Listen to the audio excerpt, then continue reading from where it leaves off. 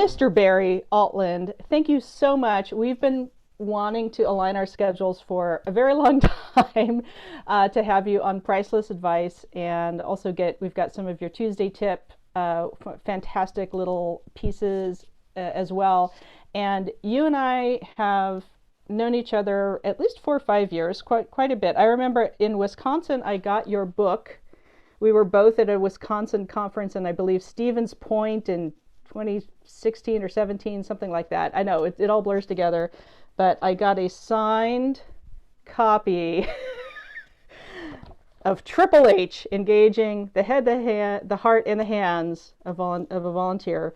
And we've also worked together on a number of cool side projects. We worked together getting the National Alliance for Volunteer Engagement up off the ground for a few years. And, you know, I consider you pretty much the busiest man in show business, where you and certain of my other friends, I don't know when you sleep. I know you have a rich, fulfilling life and family life, and you do your day job, as we've called it, and then you also do a considerable amount of volunteering and setting things up through a mentorship program. And as much as time and travel and 2020 and 2021 allow, speaking virtually and in person, and having learning events and things like that. So I really appreciate that we can chunk out a little bit of time to chat and just catch up too today. But we've got some pretty amazing topics, and tell us all what's your your big topic that you want to really dig deep into today. Yeah, Dana, thank you so much. I'm really looking forward to our time together. I've been noticing, and I do my best to stay up to speed with the volunteer engagement landscape, what's happening out there in our environment. And here is what I've noticed, is that there seems to be an elevated focus on diversity and equity and inclusion. And as we chatted a few minutes ago, I add belongingness to that, just because of my own reading and my own conversations around this. That's a word that speaks to what the desired outcome should be of our work, is creating organizations and spaces where people feel as though they belong. So I've noticed that this is a thing. It's rising. And I'm grateful. I'm so thankful that it is, because as a soon-to-be 55-year-old white kid from rural Pennsylvania, I will be the first to acknowledge that I did not come into this world with this level of awareness. It was something that I had to be intentional about, and I had to develop through intensive study. And recently finished my master's degree in organizational leadership. And as I did, it created this keener sense of awareness of our world. And then I've continued to be inspired to do more reading and more conversations and more engagement with other experts in this topic. And here is where it's landed me, Dana, is I sometimes fear, I get concerned that our volunteer supported organizations and our nonprofit organizations are following suit on what's happening in the corporate landscape. There is an elevated sense of focus on DEI and in the corporate space right now. We see all the job postings that are out there, and there's just a lot of activity around it. And even among major organizations, I'm going to use a harsh term right here, I sometimes feel that there's more window dressing Yes. that's happening than there is a true, deep, sustainable commitment to diversity, equity, inclusion, and belongingness. And then I know your A and J also were Access and justice. Yeah. access and justice, all of them Yep. together. So this message, what's been on my heart lately, it is one of hope that I lay before all of our peer leaders of volunteer engagement. It's also one of vision. This has an aspirational feel to it, because we clearly recognize that we're not there now, but I believe that we can be. And I would add that not only is there hope and there's vision to what we're about to discuss, but there's a challenge. There's a bit of a challenge that I'm laying before all of our peers, that they at least attempt to open up their ways of thinking, to not be quickly dismissive of where we're going to go in our next few minutes, but instead enter into this conversation with an open mind, that maybe there's more work that can be done if we're really serious about this. I think that's so important because it's a very, we were talking kind of leading up to this conversation, that there can be a very kind of crass marketing approach to things of what do we have to react to. And I think it comes from the corporate world and then can get copied in the nonprofit world. And a lot of the work, I'm glad that it's happening. I'm glad there's an awareness of it. I've also done work, especially in the queer community, LGBTIA plus, Two-Spirit, all of that acronym that also grows more and more. And yes, and it's not a weekend certificate that changes culture. And another recent Tuesday tip that I did that was getting good reaction is culture always beats out strategy. So having a piece of paper, as lovely as certain pieces of paper are that we've achieved something, it's more than a weekend workshop to significantly undo patriarchal, hierarchical systems, and just checking a box, an HR box or something that like, oh, we need DEI, we've checked a box, or hiring someone to fix something and then not giving them the resources or the leadership support to help change the culture of the agency. I'm seeing that happening as well, and people being frustrated and thinking, oh, we shouldn't pursue this work because it is too difficult or it is too deep. It's like the opposite is true. If it's that difficult and it takes that deep of an intention and a commitment, maybe that's a sign you need to do it more. So I'm 100% behind you. And let's poke at that hierarchy a little bit. What do you got? What sharp stick do you want to poke at some of these systems that this is the way it's always been? Yeah, and that's exactly the way that I'm encouraging all of our peers to think about this, is that there are a lot of nostalgia. There's a lot of tradition that's out there, the way we've always done things within organizations. So what I'd like to do is let's do 2 minutes of history. Sure. Let's do 2 minutes of real history on how we got here, because that's the part that fascinates me. I've been just exploring, how did we get here within our organizations where we serve? And if you think about, say, 200 years ago, so let's take us back to the 1820s. 1820s, before the time of the Civil War, before the time of the Industrial Revolution, we were largely an agrarian society. So let's acknowledge that, is that most people who were doing work for themselves or in very small groups, not large organizations. Very few organizations existed in the world. So let's just embrace that, is that our DNA is from 200 years ago, is an agrarian society. And as well, in large part, the DNA that we carry in the United States of America is one of a Western European thumbprint. Yep. So let's just embrace that. That's the truth of our history.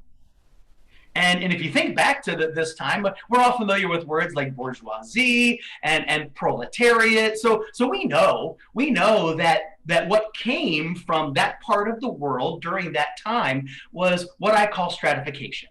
In other words, there were classes, there were different levels of people, and everybody knew where they were within that structure. We had kings, we had royalty, we had peasants, we had different classes. This has long been part of what everybody knows. So part of what I pondered, and I'm not sure what the answer to this is this just part of humanity? Is this the way that people are wired? Or was it even then just the way that things had always been done and people never really challenged that system because it had already been in place? I don't know the answer to that, but I know what my heart tells me. My heart tells me that we've not done a good enough job of challenging the systems that are in place. So we come from all of that DNA, and you think about when the Industrial Revolution started taking a hold, the only large organization that we knew in our society was the military. Mm-hmm. Yep. That was the only one that really existed. And of course, the military, because we're really talking about true life and death. I know Yep. that many of our peers are out there and they're having huge impact on the lives of those they serve. So I don't dismiss or diminish their value, but in the military, that is true life and death. So I will leave some space that that hierarchical structure in an organization may have some validity in the military. But that's all we knew. Hmm. That's all we knew as a society. So as the Industrial Revolution catches on, organizations begin to grow. Suddenly, we're like, well, how do we organize these people? How do we maximize them? How do we get them to do the most for the least? And we just adopted that which we already knew, which was organizational hierarchy. Hmm. So, ugly words such as dominance and Yes. subservience, those are very real aspects of those structures that we just discussed. Is there were people who were higher and there were people who were lower. And as we grew in organizations over the last 150 years or so, we just adopted and embraced that which we knew. And I don't believe that we have ever in our society over the last 100 years, and I want to believe that we're enlightened now, that we're in a position where we can begin to challenge these traditional structures that are in place. And I know that's a really deep way of thinking, and I'd be willing to bet that some are already listening to this and saying, I just can't imagine it to be any other way other than the way that it is.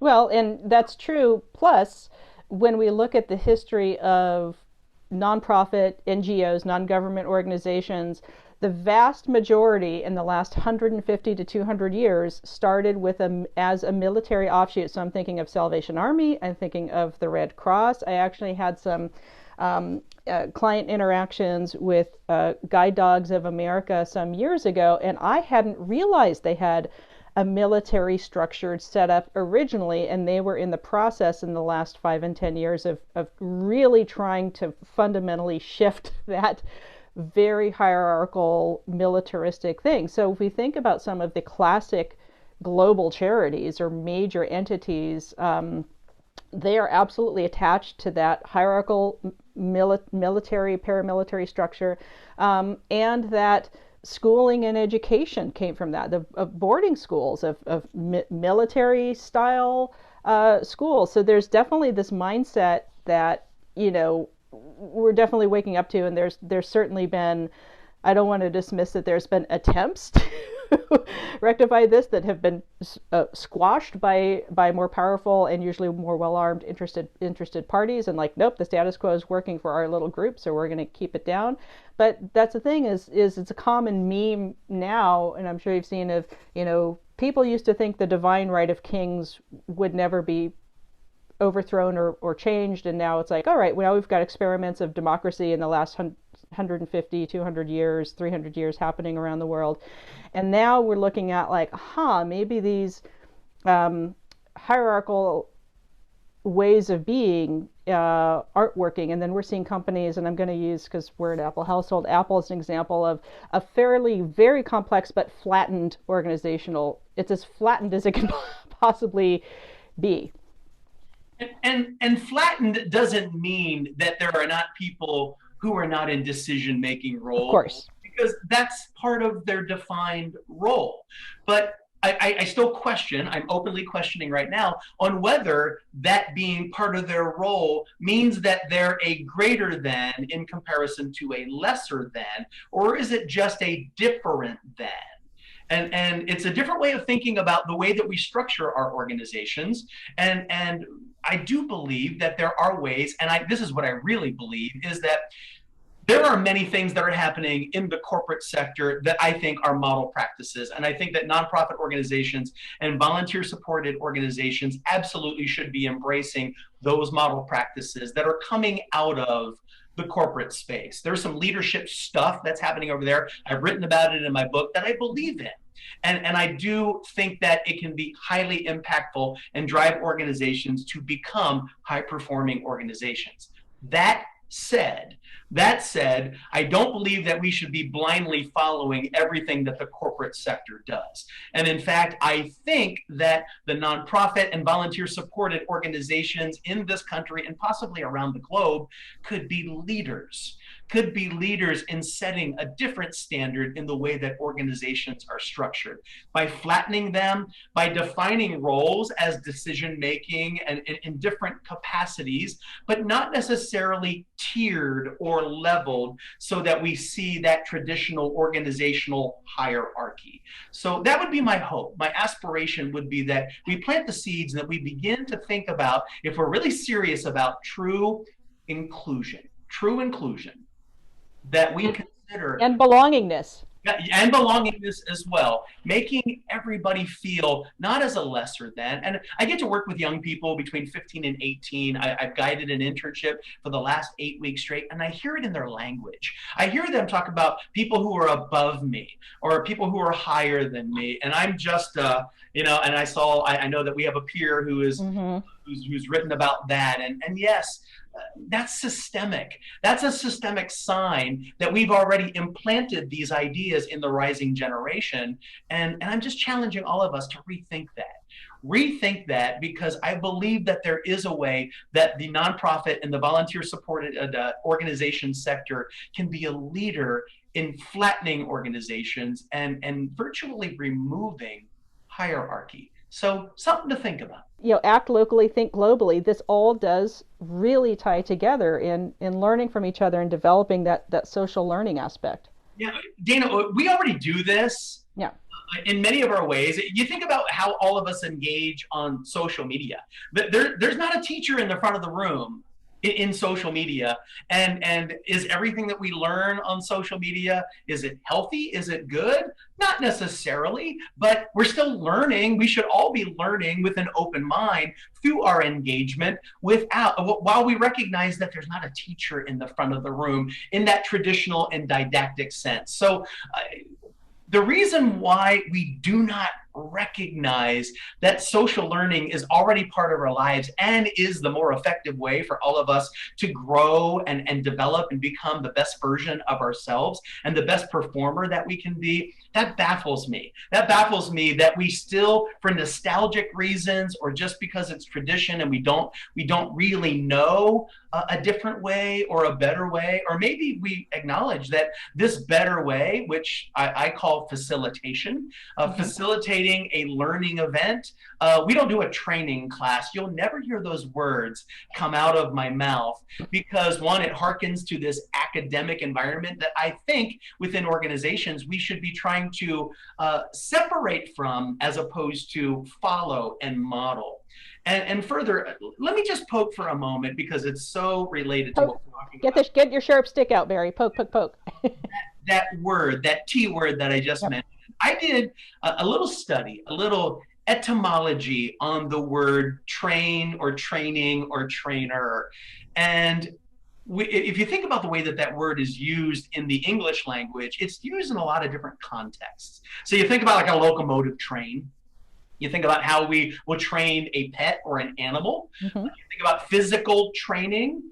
We hear about training as in basic training or boot camp in the military environment, but then we also apply it in this people performance context. And I just do not feel that it belongs there. And I have felt this way for 20 plus years, but just in recent years with my own awakening and my own reading, I'm understanding even more deeply why it does not belong there. Because here's the root of this word. There's another way that we use this word. And if you think about at a wedding, that a wedding dress has a train. Yes. That falls behind. Yeah, that's correct. That's the origin of the word because garments that had a train existed long before a locomotive did. Of course. Yes. So the locomotive train adopted that word because that's what happens is the engine's at the front and then all the cars follow behind. Get pulled. Yeah. Correct. Whereas you think about the historical academic environments, the Oxfords and the places like that, it was very common for the esteemed professor the person who was considered the higher than would have a lesser than walk behind them and carry their train so their garment would not drag on the ground and become soiled. Yes. That's the origin of the word, and very few people know that or embrace that. So if you think about that, that is an origin of that word that very clearly delineates a greater than and a lesser than, a Right. dominant and subjugative role. So I've just been thinking about this more and more, and I've refused to use the word train, training, and trainers, trainer, in all of those contexts for a long time. But it's now dawned on me that I was on a good track and I didn't even realize it. In the way that I've chosen not to use those words, but to use different words, because I believe in social learning. I believe in inviting people into their own learning experience. I do not believe in talking at them, but I do believe in asking questions in strategic and insightful ways to get others to join in their own learning experience, to share their voice, to share their insights and their experiences and their thoughts and ideas and perspectives and their pain points and everything that matters, so that we can create a true shared learning experience, not from one person, not from a central person, but from a decentralized and inclusive environment that tries to engage every voice. Yeah, I think of that as the wisdom in the room. And you and I, over the years, have had conversations about that. And let's acknowledge that the mediums in which we must communicate in the last year and a half, safely and remotely, work these mediums work against Sure do. that style, and that's been something that has been a big difficult adaptation for some folks in our field who are doing conferences and certain large conference entities, shifting to online or hybrid models, things like that. And I have noticed I steer towards, I still use the T word. I gotta admit, and you and I have had this conversation because and I try to steer, lead conversations or facilitate conversations with potential clients or people who want me to do some speaking, to calling it, a learning event, learning from each other. When I am given the format that has any space for it, I'm like, I want, a lot of time for open discussion, Q&A, or these are discussion questions we can do. And as you and I know, that we're paid speakers quite often, virtually and in person, that very often the client asks for you to submit something, especially in the virtual or pre-recorded world, in a format that absolutely boxes in any of these ideas. And I had a pain frustration point at a couple of recent virtual appearances where everything for months and months and months leading up to it, even though, some portions are pre-recorded and then there's supposed to be, very carefully at least 15 or 20 minutes of live chat, open discussion. At least I am on camera, even if I can't see other people on this platform, but at least I can say, what do you think? Let's talk about how you've solved some of these things or how this has come up for you.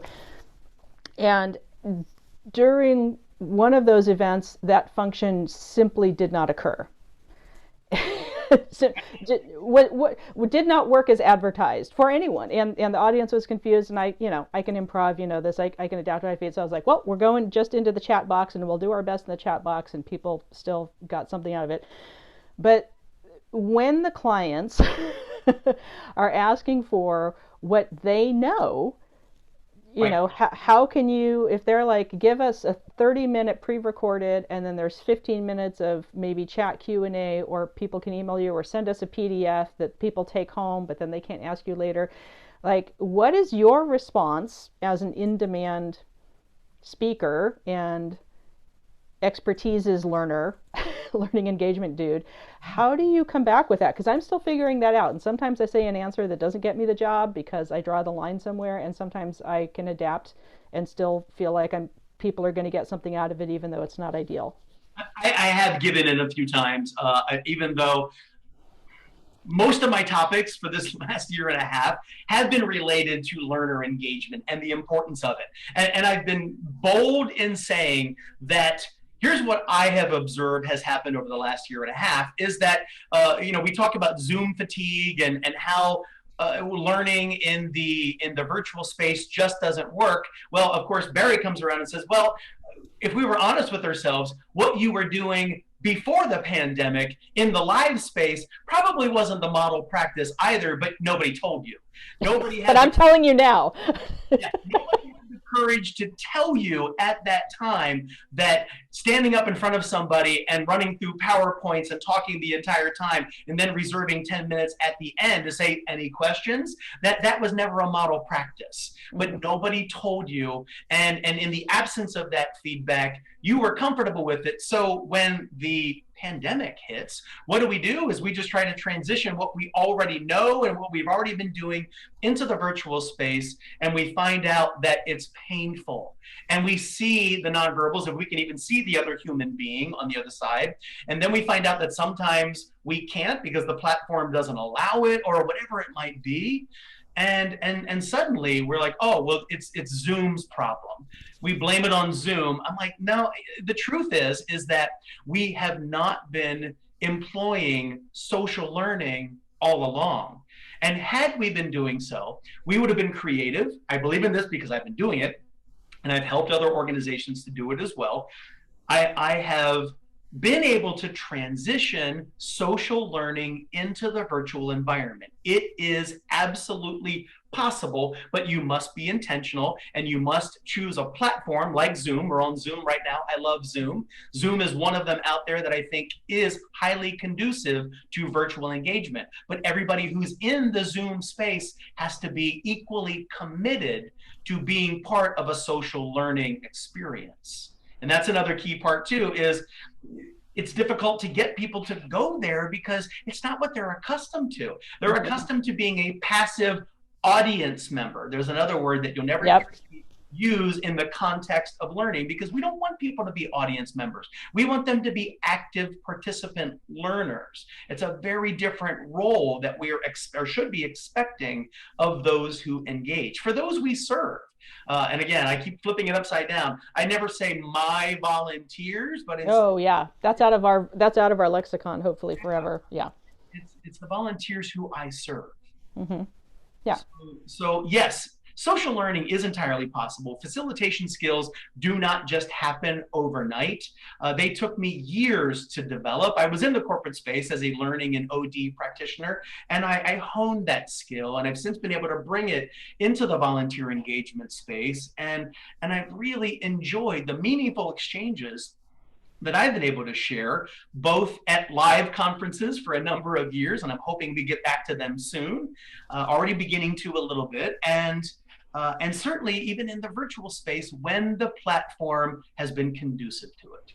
Yeah, and I think that's the big key is I'm a lifelong performer. I'm third generation of a show business family, both live and recorded. So I've been very familiar with whatever media platforms have existed for our entire Gen X lives. We're talking about our age group, and the big rules of show business are it's never the audience's fault if you bomb, and if they don't get it, it's everything's up to you of how you communicate it and what medium you're using, and you also can't blame the medium or the technology. Like, yes, there are sometimes Zoom fails and screen freezes and things that are beyond our control, but what happens next that's real skill as a facilitator, as someone conducting, a shared wisdom in the room learning event. And my favorite platform in the virtual world, because I think it can really open up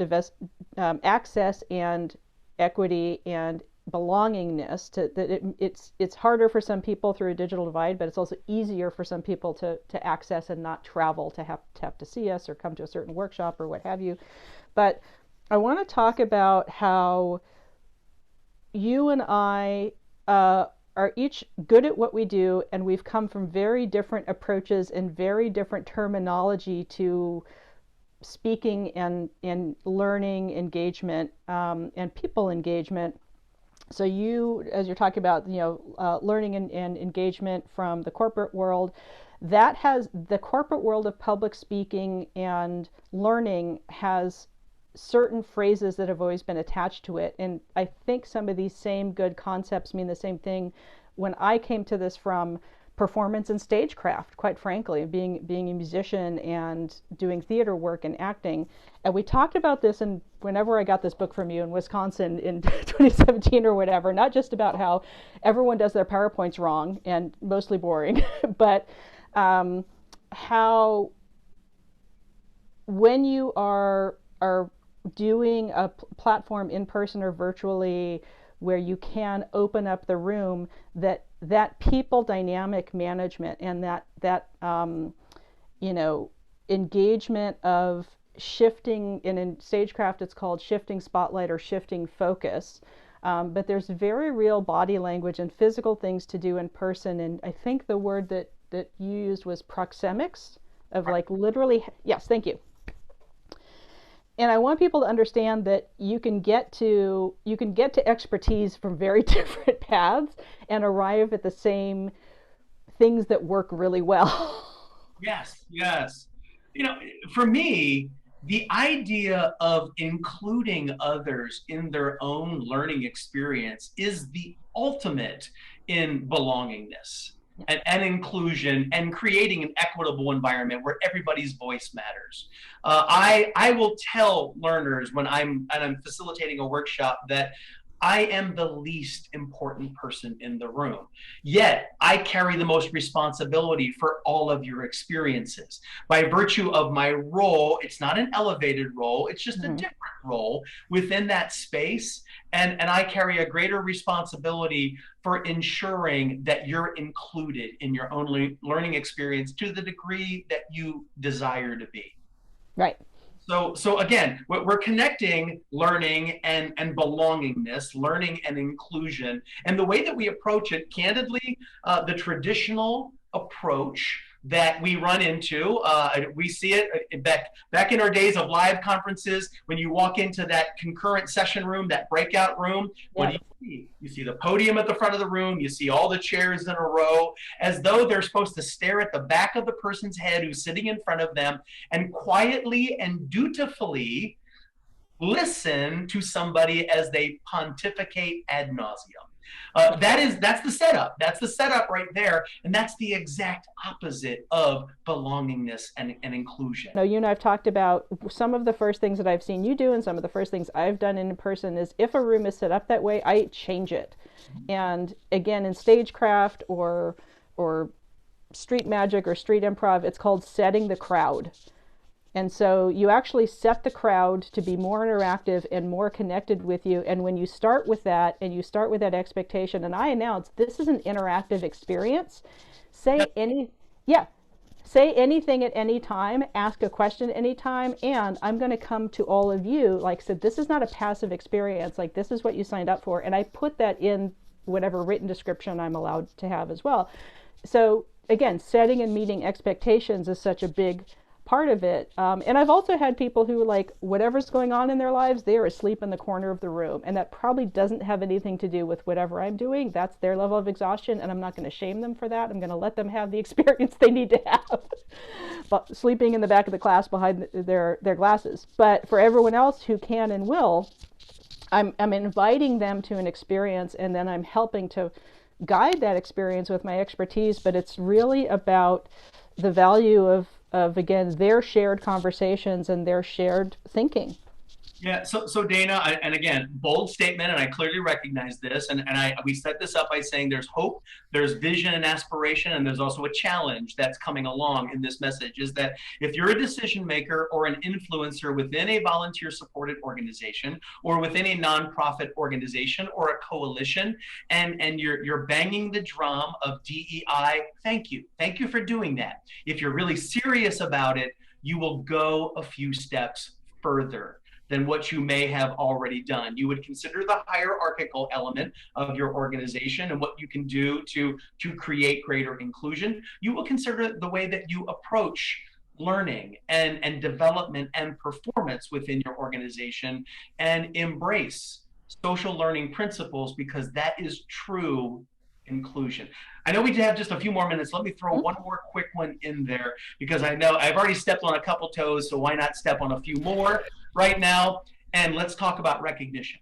I was going to just, speaking of perfect segues, I was going to bring that up too, because it's very closely related. Yeah, it sure is. And I love recognition. I believe in it. It has incredible power.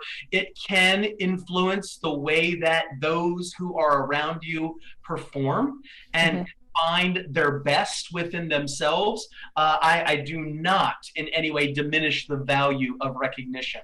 However, I have been known to question the way that recognition is sometimes executed within our organizations, following nostalgic and traditional mores that have likely been in place for decades, and we've never given them much thought about how they function in relation to creating inclusion and belongingness.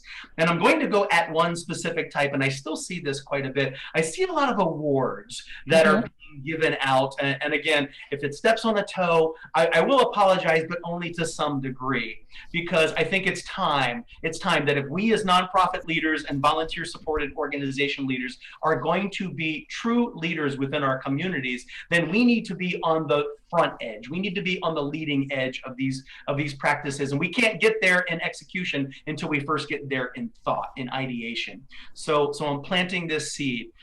The Of the Week award, the Of the Month award, or Of the Year award that may have been part of your organization's tradition. Think about what you're doing. Think about what that award does, because it essentially says that you, right now, for this moment, for this time frame, you individual are higher than other people. You are elevated in that moment.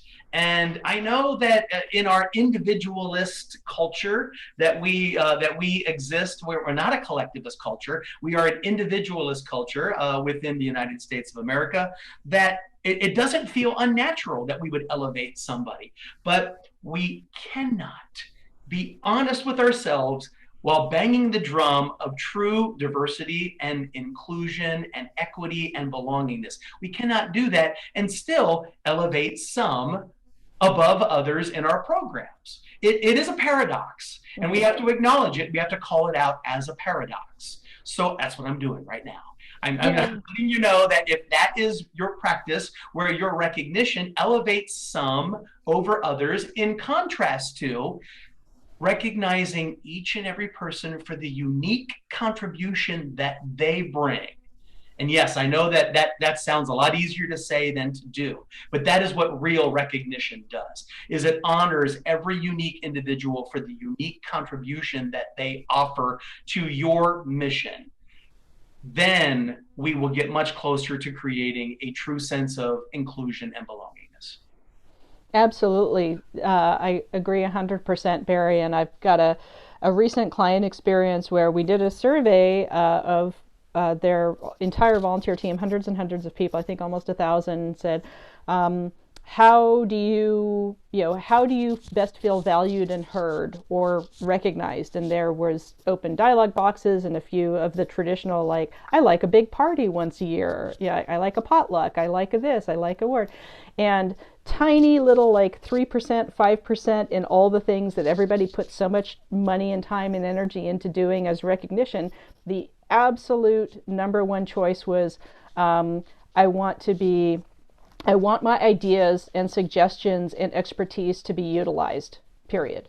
And sometimes that means team leadership. So there's a little hierarchy to it of, like, we recognize your expertise, therefore you can help mentor, teach, engage learning events, help design engagement practices. But, like, we recognize your individual talents, and we're going to highlight how that supports the mission. And that was like 80% of the respondents. And when I was expecting something like that, and I expect that this kind of agency isn't the only agency to get an answer like that if they offer it as a choice, but that's being heard and valued and having individual expertise, experience, talents, however you want to classify that, in support of the work that they're so connected to, in with their head, their heart, and their hands, I think that's the way to go with that.